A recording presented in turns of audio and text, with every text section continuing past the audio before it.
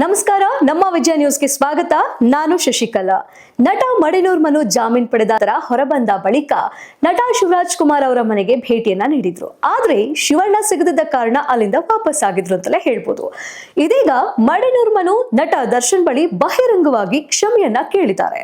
ಈ ಬಗ್ಗೆ ವಿಡಿಯೋದಲ್ಲಿ ಮಾತನಾಡಿದಂತಹ ಮಡೆನೂರ್ ಮನು, ದರ್ಶನ್ ಅಭಿಮಾನಿಗಳು ನನಗೆ ಕಾಲ್ ಹಾಗೆ ಮೆಸೇಜ್ಗಳನ್ನ ಮಾಡ್ತಿದ್ದಾರೆ, ಕ್ಷಮೆ ಕೇಳಿದ್ರ, ಅವ್ರನ್ನ ಭೇಟಿಯಾದ್ರ ಅಂತಲೂ ಕೂಡ ಹೇಳ್ತಿದ್ದಾರೆ.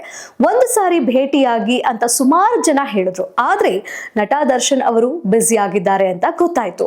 ಡಿ ಬಾಸ್, ನಾನೊಬ್ಬ ಪುಟ್ಟ ಕಲಾವಿದ, ಒಂದು ಸಂಘ ಸಹವಾಸಗಳ ಮಾಡಿ ಜೊತೆಯಲ್ಲಿ ಇರುವವರನ್ನ ನಂಬಿ ಈ ಆಡಿಯೋದಿಂದ ನಾನು ಬಲಿಯಾಗಿದ್ದೇನೆ.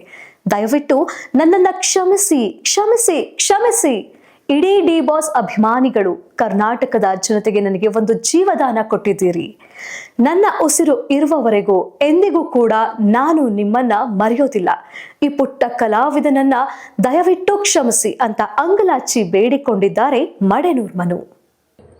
ಡಿ ಬಾಸ್, ದಯಮಾಡಿ ಒಂದು ಪುಟ್ಟ ಕಲಾವಿದ, ಒಂದು ಸಂಘ ಸವಾಸಗಳನ್ನ ಮಾಡಿ ಜೊತೆಲಿರೋರನ್ನ ನಂಬಿ ಈ ಒಂದು ಆಡಿಯೋಗೆ ಬಲಿಯಾಗಿದ್ದೀನಿ.